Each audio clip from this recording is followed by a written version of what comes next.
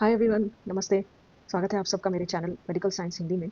और मेरे चैनल पर हम एनाटॉमी और फिजियोलॉजी के टॉपिक्स को आसान हिंदी में समझने की कोशिश करते हैं। आज का हमारा टॉपिक है सेल मेम्ब्रेन। ओके, मेरी लास्ट वीडियो में आपने देखा होगा, हमने यूकैरियोटिक सेल के बारे में पढ़ा था। और ये है यूकैरियोटिक सेल का एक बेसिक सा स्ट्रक्चर। ठीक है। अ, तो सेल मेम्ब्रेन जो है वो सेल कोशिका की बाउंड्री है। ओके, तो यहाँ पे अगर मैं जूम इन करूँ, ये जो आप स्ट्रक्चर देख रहे हैं, सर्कुलर रिंग, ठीक है, ये है सेल मेम्ब्रेन, या जिसे हम प्लाज्मा मेम्ब्रेन भी कहते हैं। ठीक है। और ये सेल मेम्ब्रेन जो है, ये सेल के अंदरूनी भाग और बाहरी भाग को अलग करता है। ओके, तो जैसे कि आप देख सकते हैं, ये वाला जो भाग है, ये सेल का अंदरूनी भाग है। और ये वाला जो भाग है, ये सेल के बाहर का हिस्सा है। तो बाहरी हिस्से को अंदरूनी हिस्से से अलग करता है ये सेल मेम्ब्रेन। ओके। और सेल को एक प्रोटेक्शन देता है।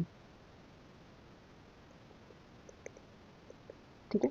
तो ये सेल मेम्ब्रेन के द्वारा इस सेल के अंदर क्या आएगा और सेल के बाहर क्या जाएगा, ये इस सेल मेम्ब्रेन द्वारा होता है। ठीक है। तो ये कोई भी हानिकारक चीज को अंदर आने से रोकता है। तो इससे बेसिकली ये प्रोटेक्शन मिलता है। तो it protects harmful substance from getting in. Okay. और ऑब्वियसली ये एक सेल को एक स्ट्रक्चर देता है, उसका एक ढांचा देता है। और इस इसमें छोटे छोटे छेद होते हैं इस मेम्ब्रेन पर। ठीक है। तो ये बेसिकली सेमी परमिएबल होता है, मतलब इसमें छोटे छोटे छेद होते हैं। तो ये सारे मॉलिक्यूल सेल के अंदर नहीं आ सकते। और तो कुछ कुछ मॉलिक्यूल्स सेल के अंदर आ सकते हैं, और सिमिलरली कुछ मॉलिक्यूल्स बाहर भी जा सकते हैं। तो ये सब इस सेल मेम्ब्रेन की छेद के द्वारा होता है। ओके। तो ये सेल मेम्ब्रेन बेसिकली दो चीजों से बना है। It's made up of two things. First है फॉस्फोलिपिड बाई लेयर, और बाई का मतलब होता है टू लेयर। ओके। और सेकेंड है प्रोटीन। ठीक है। तो इसे समझने के लिए हम इस स्पेसिफिक सेल मेम्ब्रेन को जूम इन करके देखेंगे, और ये कैसे बना है इसके बारे में जानेंगे। तो जैसे कि आपने देखा है, ये मैंने सेल मेम्ब्रेन के एक टुकड़े को जूम इन किया है। और ये है आपका इनसाइड ऑफ सेल, यानी कि इंट्रा सेल्यूलर हिस्सा। और ये है सेल के बाहर का हिस्सा, यानी कि एक्स्ट्रा सेल्यूलर। ठीक है, आउटसाइड ऑफ सेल। और जैसे कि देख रहे हैं आप, यहाँ पे दो लेयर्स हैं। ये इनर लेयर है और ये आउटर लेयर है। और यहाँ पे हम एक्चुअली फॉस्फोलिपिड के बारे में पढ़ रहे हैं, फॉस्फोलिपिड्स। ओके। तो इस इनर लेयर और आउटर लेयर में आप देख सकते हैं ये वाला स्ट्रक्चर चिपका हुआ है। ठीक है। तो ये टेल जो है, ये है लिपिड टेल। और ये जो येलो कलर का हेड आप देख रहे हैं, ये है फॉस्फेट। और क्योंकि ये फॉस्फेट और लिपिड का कॉम्बिनेशन इन दोनों परतों में पाया जाता है, इसे हम कहते हैं फॉस्फोलिपिड बाइलेयर। चलिए, फॉस्फोलिपिड बाइलेयर। ठीक है। तो ये जो फॉस्फेट होता है, ये नेगेटिवली चार्ज होता है, और इसकी वजह से ये एक हाइड्रोफिलिक नेचर रखता है। और हाइड्रोफिलिक मतलब, हाइड्रो मतलब वाटर, और फिलिक मतलब लवर, या आप इसे कह सकते हैं ये वाटर को अट्रैक्ट करता है अपनी ओर, H2O। ठीक है। ये वाटर को अपनी तरफ अट्रैक्ट करता है। और इसके इसी नेचर की वजह से ये सेल कभी भी डिहाइड्रेट नहीं हो पाता। इट रिड्यूसेस डिहाइड्रेशन, मतलब इसमें पानी की मात्रा कभी भी कम नहीं होती है। ओके। और ये जो लिपिड टेल है, ये जो लाल कलर का टेल लाइक स्ट्रक्चर है, ये है हाइड्रोफोबिक। जैसे फोबिया को आप समझ जानते हैं, राइट? फोबिया मतलब डर। और हाइड्रोफोबिक मतलब इसको वाटर से डर है, या इट रिपेल्स वाटर, या इस वाटर से दूर भागता है। और इसकी इसी नेचर की वजह से ये सेल का लचीलापन इंटैक्ट रख सकता है, ये सेल का स्ट्रक्चर को इंटैक्ट रख सकता है। ठीक है, आप देख रहे हैं ये लिपिड टेल है और ये जो स्ट्रक्चर है ना, ये ऑरेंज कलर का, इसे जूम इन करते हैं, ये ऑरेंज कलर का स्ट्रक्चर यहाँ पे है और यहाँ पे भी है, ये है कोलेस्ट्रॉल। ठीक है, ये कोलेस्ट्रॉल एक ग्लू की तरह काम करता है, ग्लू जो चिपकाता है, ठीक है, इस लिपिड्स को अपने आप में चिपकाता है। तो ये कोलेस्ट्रॉल प्लस ये लिपिड टेल टुगेदर इस सेल के अंदरूनी ये जो इनर पार्ट है इसको इंटैक्ट रखता है। ओके, तो ये हो गया इसका फॉस्फोलिपिड वाला हिस्सा। अब देखते हैं इसका प्रोटीन वाला हिस्सा। तो यही डायग्राम मैंने यहाँ पे भी ड्रॉ किया है। ठीक है, तो आप देख सकते हैं ये जो हरा कलर का जो स्ट्रक्चर है ना यहाँ पे, ये और ये है इंटेग्रल प्रोटीन। इंटेग्रल इसलिए क्योंकि ये अंदरूनी परत और बाहरी परत इन दोनों तक फैला हुआ है, मतलब ये पूरे मेम्ब्रेन के अक्रॉस फैला हुआ है। ठीक है, इसे ट्रांस मेम्ब्रेन प्रोटीन भी कहते हैं। और एक प्रोटीन है जैसे कि ये यहाँ पे एक हरा सा प्रोटीन आप दिख रहे हैं, ये है मेम्ब्रेन प्रोटीन, मतलब ये बाहरी और अंदरूनी मेम्ब्रेन यानी लेयर पर चिपका हुआ है।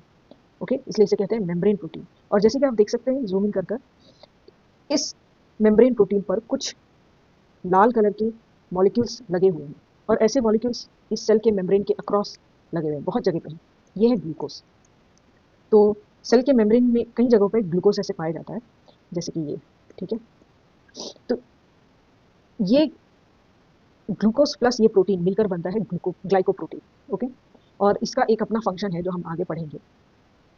बेसिकली यहाँ पे इंटीग्रल प्रोटीन, ये जो इंटीग्रल प्रोटीन है, ये बड़ा वाला ग्रीन स्ट्रक्चर, इसमें आप देख सकते हैं यहाँ पे पैसेज है। ठीक है, तो सेल के अंदर से बाहर क्या जाएगा और सेल के बाहर से अंदर क्या आएगा, ये इस चैनल के थ्रू होता है। और आ, इस सेल में भी इस मेम्ब्रेन के अक्रॉस आप देखेंगे छोटे छोटे होल्स हैं, राइट।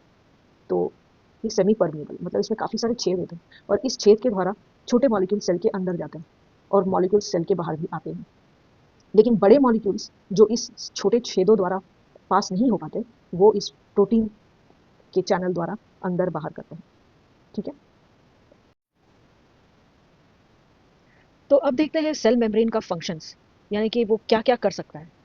ठीक है, तो सबसे पहला फंक्शन है सेल के अंदर का इंटरनल जो एनवायरनमेंट है उसको स्टेबलाइज करना। और वो ये कैसे करता है, तो आपको याद होगा कि सेल मेम्ब्रेन जो है वो सेमी परमिएबल है ना, मतलब उसमें छोटे छोटे ऐसे छेद हैं दोनों परतों में, जिससे मॉलिक्यूल्स अंदर या बाहर जा सकते हैं। ठीक है, तो इससे क्या होता है कि सेल मेम्ब्रेन चुन चुन कर चीज़ों को अंदर या बाहर भेजता है, हर चीज़ को एंट्री नहीं मिलती है। जैसे कि कोई सिक्योरिटी गार्ड, समझ लीजिए सेल मेम्ब्रेन एक सिक्योरिटी गार्ड की तरह है जो तय करता है कि कौन अंदर जा सकता है और कौन नहीं। तो इससे सेल के अंदर का इंटरनल एनवायरनमेंट को स्टेबलाइज करने में मदद होता है। ओके, तो ये स्टेबलाइजेस सेल्स इंटरनल एनवायरनमेंट।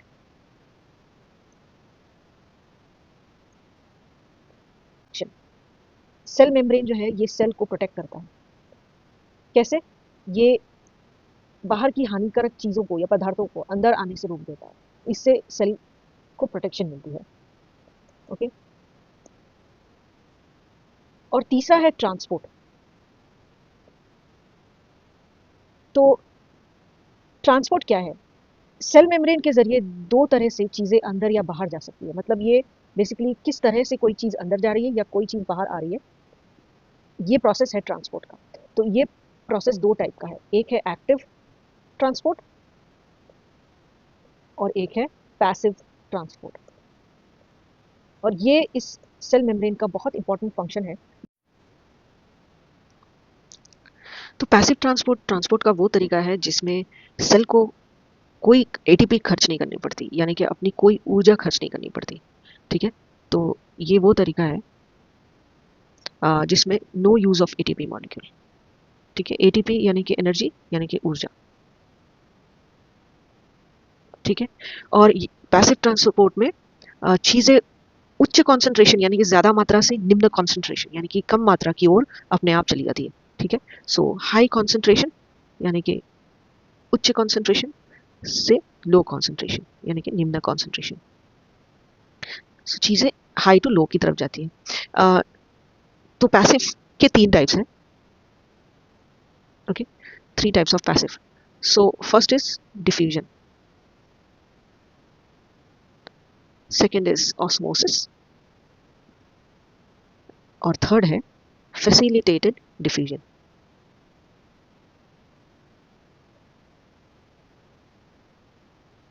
तो डिफ्यूजन क्या है? तो जैसे कि आप मेरे लेफ्ट हैंड साइड में देख सकते हैं, मैं इसे जूम इन करती हूँ, ये सेल मेम्ब्रेन का स्ट्रक्चर है जो हमने हमारे लास्ट वीडियो में पढ़ा था। तो आप देख सकते हैं यहाँ पे मेम्ब्रेन में छोटे छोटे छेद हैं, है ना, इसीलिए इसे सेमी परमिएबल कहते हैं। तो और ये है इनसाइड ऑफ द सेल, यानी कि सेल के अंदर का भाग, और ये है आउटसाइड ऑफ द सेल, यानी कि सेल के बाहर का भाग। तो इस मेम्ब्रेन के जरिए, यानी कि इस छेद के जरिए चीजें अंदर जाती हैं और सेल के बाहर आती हैं, है ना। तो डिफ्यूजन में क्या होता है? डिफ्यूजन में आप समझ लीजिए ऑक्सीजन, ठीक है। तो ऑक्सीजन सेल के बाहर ज्यादा मात्रा में होती है, तो और सेल के अंदर कम मात्रा में होती है, तो इसलिए ये ज्यादा मात्रा से इस छेदों के जरिए अंदर चली जाती है, ठीक है। और सिमिलरली कार्बन डाइऑक्साइड यानी कि CO2 जो यहाँ पे ज्यादा मात्रा में होती है सेल के अंदर, तो वो ज्यादा मात्रा से बाहर की ओर आ जाती है जहाँ पे इसकी मात्रा कम है।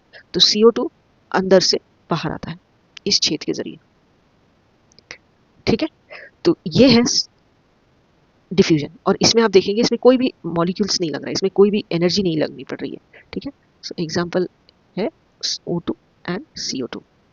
इसका एक बेस्ट समझने का तरीका यह है कि आप मान लीजिए एक घर में समझ लीजिए एक परफ्यूम की बोतल है, ठीक है, और इस परफ्यूम की बोतल में आप स्प्रे कर रहे हैं परफ्यूम, और परफ्यूम बाहर हवा में फैल जा रही है, राइट, अपने आप फैल जा रही है, इसमें आपको कोई मेहनत नहीं करनी पड़ रही।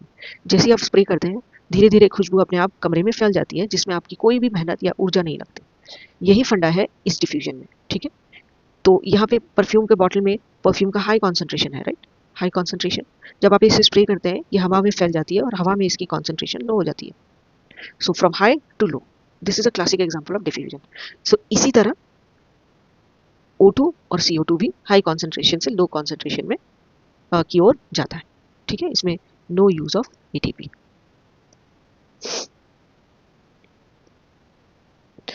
अब देखते हैं दूसरा ऑस्मोसिस।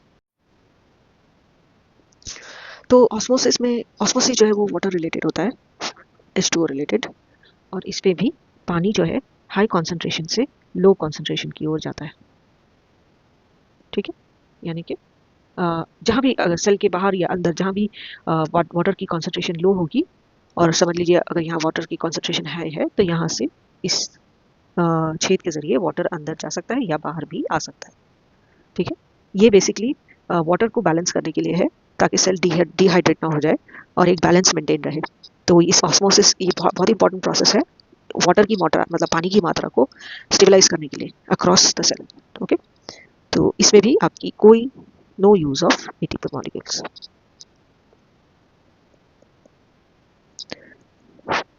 ठीक है। तो ये हो गया ऑस्मोसिस। अब बढ़ते हैं तीसरी टाइप की ओर, जिसका नाम है फैसिलिटेटेड डिफ्यूजन। तो ये भी डिफ्यूजन की तरह ही है, यानी कि ये भी मॉलिक्यूल्स इसमें हाई कॉन्सेंट्रेशन से लो कॉन्सेंट्रेशन की ओर जाते हैं, बट इसमें फ़र्क ये है कि डिफ्यूजन में आपने देखा होगा कि ये छोटे छेदों द्वारा अंदर बाहर करता है, right, molecules. But facilitated diffusion में बड़े मॉलिक्यूल्स जो इस छेद द्वारा नहीं जा सकते हैं, ठीक है, जो इस छेद द्वारा अंदर बाहर नहीं जा सकते हैं, वो इस कैरियर प्रोटीन के जरिए अंदर बाहर जाते हैं, ओके। यानी कि जैसे कि ग्लूकोज मॉलिक्यूल समझ लीजिए, तो ग्लूकोज मॉलिक्यूल्स जो है वो इस छोटे छेद द्वारा अंदर बाहर नहीं कर पाते, तो उन्हें कैरियर प्रोटीन के पैसेज के जरिए अंदर बाहर करना पड़ता है, ठीक है। तो ये है आपका फैसिलिटेटेड डिफ्यूजन, और इसमें भी कोई एनर्जी नहीं लगती, no use of ATP। Example है ग्लूकोज।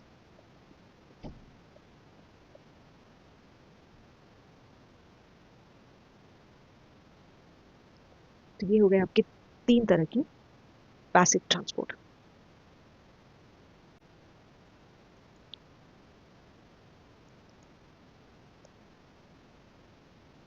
तो एक्टिव ट्रांसपोर्ट का वो जरिया है जिसमें ATP यूज होता है, ठीक है, ATP यूज होता है, यानी कि एनर्जी यूटिलाइज होती है। तो इसको समझाने से पहले मैं आपको एक एग्जांपल दूंगी। मान लीजिए एक माउंटेन है, एक पहाड़, और आप इस पहाड़ से ऊपर चढ़ने की कोशिश कर रहे हैं, यानी कि आप नीचे से ऊपर जा रहे हैं, ठीक है, फ्रॉम लो टू हाई आप साइकिल चलाकर चढ़ रहे हैं। तो ऑब्वियसली आपकी एनर्जी खर्च हो रही है, आपकी ऊर्जा खर्च हो रही है, आपको ज़्यादा मेहनत करना पड़ रहा है, ठीक है। लेकिन जब आप ऊपर चले जाते हैं आपको नीचे आने में कम खर्च होता है एनर्जी, है ना, आपको एनर्जी कम खर्च होता है। तो यही यही चीज होती है एक्टिव ट्रांसपोर्ट में। लो कॉन्सेंट्रेशन से हाई कॉन्सेंट्रेशन की ओर चीजें जाती हैं, यानी कि नेचुरल फ्लो के अगेंस्ट, और इसलिए इसमें हमेशा ऊर्जा खर्च होती है।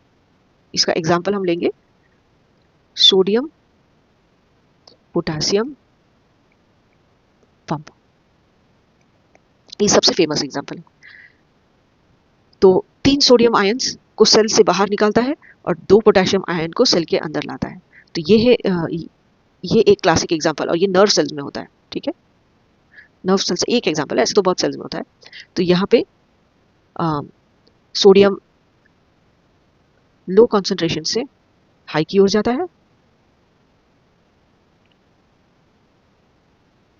यानी कि सेल के बाहर इसे निकाला जाता है, मतलब from inside to outside of the cell. और पोटेशियम जो है वो भी लो कॉन्सेंट्रेशन से हाई कॉन्सेंट्रेशन की ओर जाता है, लेकिन इसका जो फ्लो है ये आउटसाइड ऑफ सेल से इनसाइड ऑफ सेल में, आउटसाइड टू इनसाइड। ओके, तो एक्टिव ट्रांसपोर्ट बहुत सारे सेल्स में होता है। एक एग्जांपल कैल्शियम का भी लेंगे, कैल्शियम पंप। तो मसल कॉन्ट्रैक्शन के बाद बॉडी को मसल्स रिलैक्स करवाने के लिए कैल्शियम आयन को वापस सेल के अंदर भेजना पड़ता होता है। तो ये मूवमेंट हमेशा लो से हाई होता है, ठीक है, low concentration to high concentration, और इसलिए इसमें एटीपी खर्च होता है। तो ये एक क्लासिक एग्जाम्पल है। और एक है प्रोटॉन पंप, जो पेट के अंदर होता है, मतलब पेट के जो सेल्स है पैराइटल सेल्स, उसमें होता है, ठीक है। ये सब हम डिटेल में पढ़ेंगे आगे। अभी फॉर एग्जांपल आप इतना समझ लीजिए, एक्टिव ट्रांसपोर्ट लो कॉन्सेंट्रेशन से हाई कॉन्सेंट्रेशन की ओर होता है और इसमें एनर्जी खर्च होती है। तो सेल मेम्ब्रेन का चौथा फंक्शन है सेल कम्युनिकेशन। ओके, तो सेल कम्युनिकेशन का मतलब क्या है? सेल कम्युनिकेशन का मतलब है कोशिकाएं आपस में संदेश भेजकर एक दूसरे को बताती है कि उन्हें क्या करना है, ठीक है। बेसिकली वो आपस में एक दूसरे से बात कर रही हैं और संदेश भेज रही हैं एक दूसरे को। ये संदेश केमिकल सिग्नल्स के रूप में होते हैं, ठीक है, केमिकल सिग्नल्स। एग्जाम्पल होता है आप समझ लीजिए हॉर्मोन्स हैं, ओके, और कुछ साइटोकिन्स हैं, ओके। तो ये बेसिकली आपस में बात क्यों करती हैं? ताकि हमारा शरीर एक टीम की तरह काम कर सके, ओके, ताकि हमारा शरीर एक टीम की तरह काम कर सके। सेल कम्युनिकेशन से ही हमारे हार्ट बीट रेगुलर होते हैं, ब्लड प्रेशर कंट्रोल रहता है, ब्रेन सिग्नल्स भेजता है, हॉर्मोन्स भी रिलीज होते हैं। अगर ये सेल्स अपने आप में बात बंद कर दें तो पूरा एक केओस हो जाएगा। मान लीजिए आप घर में फैमिली मेम्बर्स हैं सारे, अगर वो आपस में बात करना बंद कर दे तो घर में एक मिसअंडरस्टैंडिंग हो जाएगी, एक केओस हो जाएगा, ठीक है। तो घर का इंटेग्रिटी रखने के लिए हमें एक दूसरे से बात करना बहुत ज़रूरी होता है। तो इसी तरह सेल्स भी आपस में कम्युनिकेट करके वो केओस को मेंटेन करते हैं, ओके। तो सेल कम्युनिकेशन के 4 मुख्य प्रकार हैं, 4 टाइप्स हैं। एक है ऑटोक्राइन सिग्नलिंग, पैराक्राइन सिग्नलिंग,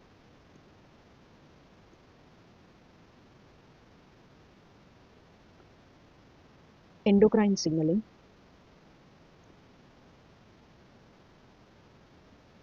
और direct cell to cell signalling,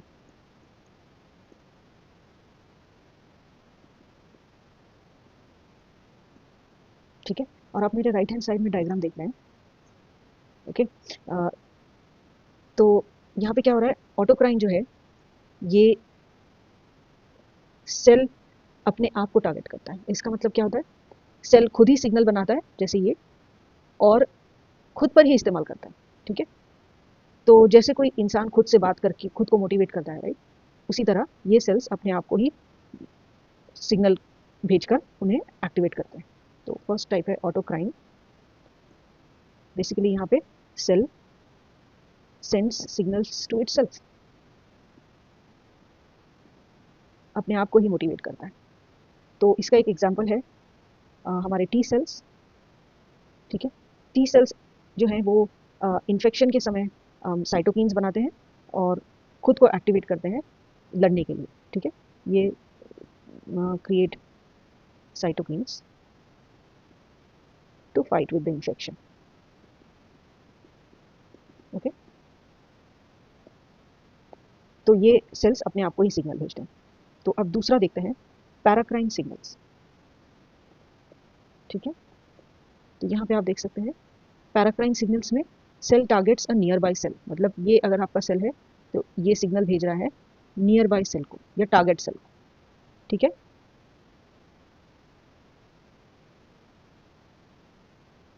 जैसे मोहल्ले में कोई अनाउंसमेंट सिर्फ आसपास सुनाई देती है, बिल्कुल उसी तरह। तो इसका example, okay let's write it down.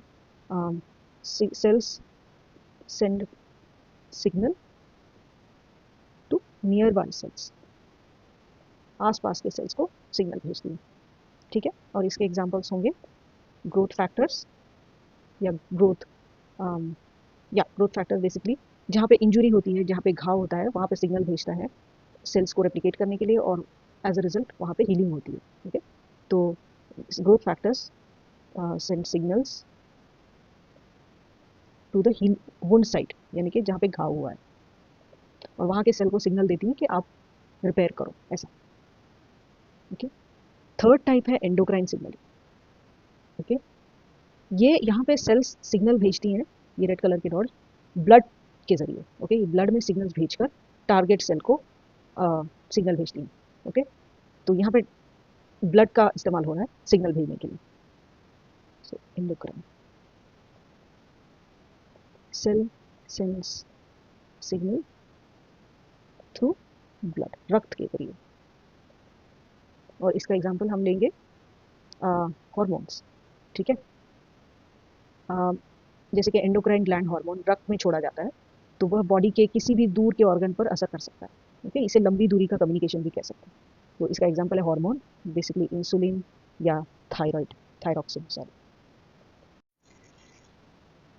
और लास्ट जो टाइप है वो है डायरेक्ट सिग्नलिंग, ठीक है। डायरेक्ट सिग्नलिंग में सीधे छूकर बात करते हैं सेल्स, सेल्स एक दूसरे से डायरेक्ट कांटेक्ट में आकर मैसेज भेजते हैं, ठीक है। डायरेक्ट कांटेक्ट, इसके दो तरीके हैं सेल डायरेक्ट सिग्नलिंग के। एक है गैप जंक्शन, गैप जंक्शंस के जरिए, और दूसरा है सेल मेम्ब्रेन रिसेप्टर के जरिए।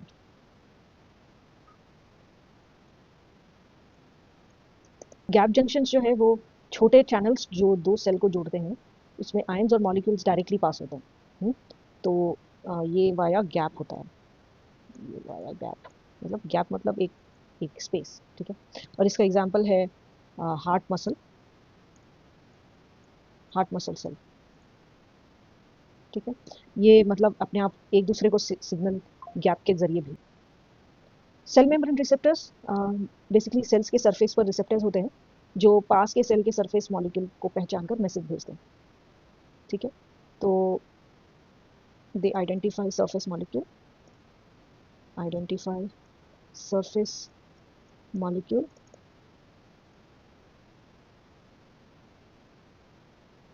And send message. एग्जाम्पल हो गया इम्यूनिटी और टी सेल रिसेप्टर।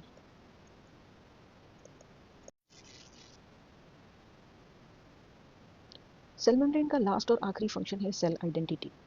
और सेल आइडेंटिटी का मतलब है सेल कौन सी है और क्या काम करती है ये आइडेंटिफाई करना। और इसमें सेल मेम्ब्रेन एक बहुत महत्वपूर्ण भूमिका निभाती है। सेल मेम्ब्रेन की सतह पर मौजूद खास मॉलिक्यूल्स आइडेंटिटी टैग्स की तरह काम करते हैं, ओके। सो आइडेंटिटी टैग्स की तरह काम करते हैं। आपको मैंने बताया होगा मेम्ब्रेन में काफ़ी सारे मॉलिक्यूल्स होते हैं, जैसे कि कुछ मॉलिक्यूल्स कार्बोहाइड्रेट्स के होते हैं, कुछ इंटीग्रल प्रोटीन्स होते हैं, कुछ मेम्ब्रेन प्रोटीन होते हैं, राइट। तो ये ये कई तरह के ये मॉलिक्यूल्स कई तरह के प्रोटीन और कार्बोहाइड्रेट्स होते हैं बेसिकली, और इन्हें हम रिसेप्टर प्रोटीन कहते हैं या ग्लाइकोप्रोटीन के नाम से जानते हैं, या फिर ग्लाइकोलिपिड के नाम से जानते हैं, या फिर एंटीजेंस और मार्कर्स। ये सब आइडेंटिटी कार्ड्स की तरह काम करते हैं, आइडेंटिटी कार्ड्स। एग्जाम्पल के तौर पे आप आरबीसी ले लीजिए, यानी कि रेड ब्लड सेल। इस ब्लड सेल पर इस ब्लड सेल के मेम्ब्रेन पर कई ऐसे एंटीजेंस होते हैं, यानी कि ग्लाइकोप्रोटीन्स। ये ग्लाइकोप्रोटीन्स जो एंटीजन की तरह काम करते हैं, ठीक है, एंटीजेंस की तरह काम करते हैं। बेसिकली एंटीजेंस होते हैं इसके मेम्ब्रेन पर, और इसकी वजह से हम ये जान सकते हैं कि ये ब्लड का टाइप क्या है, ये ब्लड ए है या बी है या ए बी है या ओ है, ठीक है। ये एक एग्जाम्पल है। और एक एग्जाम्पल है इम्यून सेल्स का। तो इम्यून सेल्स पर CD4 या CD8 होते हैं। ये बताते हैं ये हेल्पर टी सेल्स हैं या साइटोटॉक्सिक टी सेल्स हैं, ठीक है। तो इससे पता चलता है या तो ये हेल्पर टी सेल्स हैं या तो फिर साइटोटॉक्सिक टी सेल्स हैं।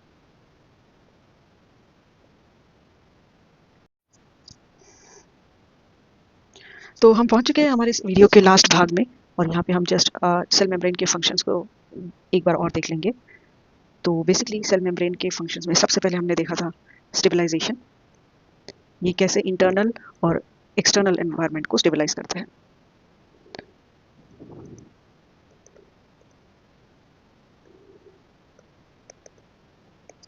दूसरा है प्रोटेक्शन।